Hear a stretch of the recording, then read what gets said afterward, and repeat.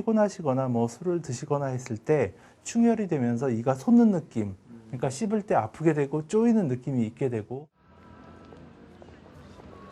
치주 질환은 성인만의 문제일까? 올해 18살인 수진이는 못생긴 치아 때문에 잘 웃지도 않는다. 이유는 중학교 2학년 때부터 시작된 치주병. 소가리 끝에 병원을 찾았다. 어금니 쪽에 좀 많이 아프면 막 머리까지 같이 아프고 좀 머리가 지끈지끈거리고 좀 아팠어요. 현재 수진이의 잇몸 상태는 어떨까? 유전적 요인으로 급격하게 악화된 고도 치주염 진단을 받았다. 잇몸뼈 자체가 다 녹아 있고 지금 현재는 잇몸 뿌리와 뼈가 붙어 있는 상태가 아니라 살과 붙어 있는 상태입니다. 동요도가 상당하고요. 대부분 치아들이 이와 같이 잇몸뼈들이 많이 꺼져 있다고 보시면 될 것 같습니다. 제 기능을 상실한 치아들은 발치했다. 단단한 치아가 푸석푸석해질 정도로 수진이의 치주병이 빠르게 악화된 이유는 무엇일까? 이것은 가장 근본적인 원인은 똑같이 치주 세균이 생겨도 우리 몸의 면역 반응 자체가 반응을 해주면 좋은데 수진이 같은 경우에는 면역 반응 자체가 좀 많이 떨어지기 때문에 잇몸들이 이렇게 많이 녹아 있고. 그렇다면 우리나라 사람들의 잇몸 건강 수준은 어떨까? 생로병사의 비밀 제작진은 대한치주과학회와 함께 명동을 지나는 시민들을 대상으로 무료 구강 검진을 실시했다. 문진과 구취 측정, 탐침 검사를 통해 잇몸 상태를 점검한 뒤 치주병이 의심되는 경우 구강 내 현미경 검사를 추가로 진행했다. 평소 사람들은 자신의 잇몸 건강을 어떻게 평가할까? 저는 건강한 편이거든요. 그래서 건강한 편에 붙였어요. 왜 건강하다 생각하시는지? 그냥 어릴 때부터 양치질 잘 했고요. 좀 시골에서 자라서 단 거 이런 거 많이 안 먹었거든요. 네, 이빨 닦을 때 피도 안 나고 별로 안 아파서 건강한 것 같아요. 설문 결과 대부분이 잇몸 건강에 자신감을 보였다. 하지만 실제 구강 검진 결과는 사람들의 생각과는 차이가 있었다.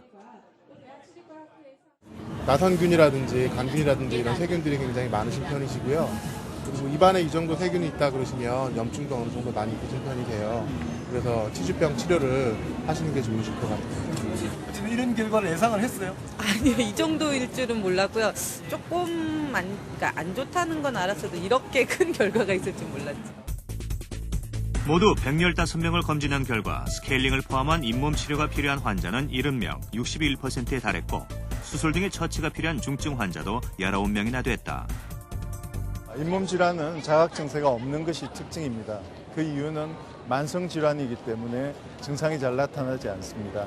그런데 일단 증상이 나타나면은 치료가 어려워지는 그런 특성을 가지고 있기 때문에 미리 예방하고 검진을 통해서 치료하는 것이 중요하겠습니다. 아무리 맛있는 진수성찬과 산해진미가 눈앞에 있어도 잇몸이 아파 이가 빠져버리면 그림의 떡이겠죠. 그렇다면 좋아하는 음식을 마음껏 먹기 위해서는 최소한 몇 개의 치아가 필요할까요? 지난 2008년 자연치아 아끼기 운동본부가 60세 이상 한국인 600명을 대상으로 연구한 결과를 보면 두부를 먹기 위해서는 최소한 3개의 치아가 있어야 하고요. 쌀밥은 4개가, 또 삶은 달걀은 8개가 있어야 제대로 먹을 수 있습니다. 여기에 배추김치를 먹으려면 12개, 육류까지 잘 씹어서 먹으려면 18개의 치아가 필요합니다. 하지만 구강보건학회가 조사한 바에 따르면 우리나라 65세 이상 노인의 평균 잔존치는 12개이고 75세 이상 노인의 경우에는 남은 치아가 겨우 2.5개에 불과합니다. 한국인 평균 수명 79세를 기준으로 따져봤을 때 무려 14년이라는 세월을 먹고 싶은 음식을 눈앞에 두고도 바라만 봐야 하는 셈입니다. 이렇게 맛있는 음식을 먹는 즐거움마저 빼앗아가 버리는 치주병은 당뇨나 고혈압과 같은 생활습관성 질환 중에 하나인데요. 그렇다면 어떤 생활습관들이 이 치주병을 일으키는 것일까요? 김수희 씨의 식사 준비는 언제나 가위질로 시작된다. 김치며 나물이며 밥상에 오르는 반찬 중에 그녀의 가위질을 거치지 않은 음식이 없다. 치아가 없으니까 이 지금 어금니하고 이 송곳니가 하나로 지금 이 맞물려서 이 음식을 씹게 되니까 40대부터 시작된 치주병으로 치아가 하나둘 빠지면서 진밥에 잘게 썬 반찬들도 씹기가 힘든 상황. 한 끼 평균 식사 시간만 1시간이 걸린다. 요즘은 상태가 더 나빠져 양치질을 할 때마다 잇몸에서 피가 난다. 붉어졌잖아. 매번 닦으실 때마다 피가 네. 나요? 예. 자고 일어나서 침을 뱉어도 피가 나 있고. 치주병을 앓기 시작한 지난 10년 사이 저절로 빠진 치아만 11개다. 그동안 빠진 치아들을 모아뒀다는 수희 씨. 3일 전에도 양치질을 하다 멀쩡한 치아가 빠졌다. 충치도 없는 이가 이렇게 이제 잇몸이 흔들리면서 치색이 떨어지면서 이 서서히 이렇게 이제 그런 단계를 거치게 빠졌거든요. 빠지고 보니까 충치도 없는 이가 이렇게 빠졌다는 게 너무 억울한 거예요. 잇몸뼈가 약해지면서 치아 배열에도 변형이 와 틀니조차 잘 맞지 않는 상황. 그녀는 오랜 세월 겪어온 마음의 스트레스가 치주병을 악화시킨 건 아닌지 의심하고 있다. 이제 제가 살아온 그렇게 이제 부부간에 갈등하고 사는 그 기간이 너무 한 20여 년 이제 되다 보니까 그런 생활을 너무 이제 우울적인 생활을 많이 해왔기 때문에 머릿속에 스치는 게 그거였어요. 아, 이 부부간의 갈등으로 인한 그 오랜 기간 동안 이게 정말 해소가 안 된 이게 하나의 스트레스가 아니었나. 김 씨의 스트레스는 그녀의 잇몸에 어떤 영향을 미쳤을까? 아랫니는 절반이 이미 빠진 상태였고 잇몸은 염증으로 쉽게 피가 나와 중증 치주염 진단이 내려졌다. 약 10여 개의 치아가 이미 빠졌고 나머지 치아도 상당히 많이 흔들리고 병적으로 좀 옆으로 이동을 해 있고 잇몸이 많이 부어 있고 그런 상태입니다.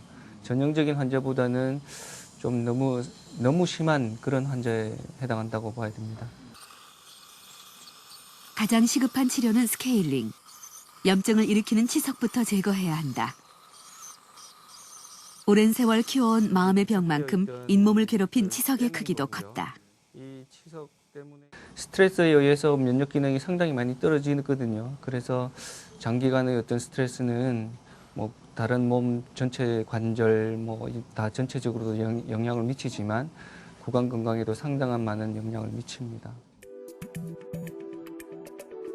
미국 치주학회에 발표된 치주질환과 스트레스의 연관성에 대한 연구 결과다.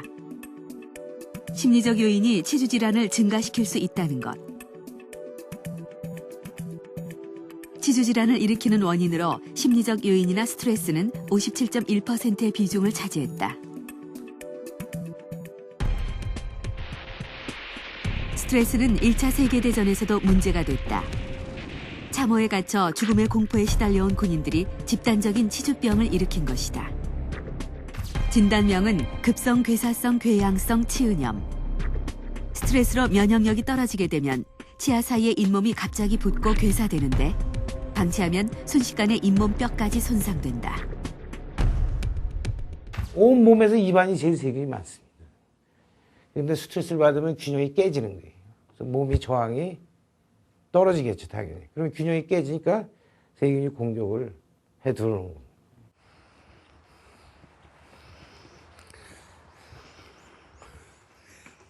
올해 51살이 된 이명주 씨의 새해 목표는 건강이다.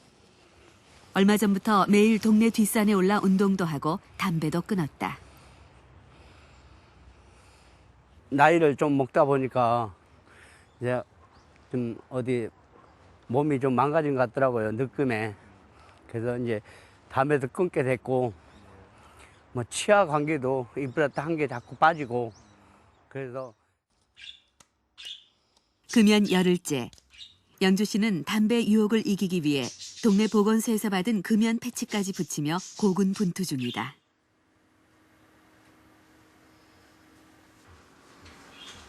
흡연한 지 30년. 하루 한 갑씩 담배를 피운 애연가였던 그가 금연을 결심한 이유는 무엇일까?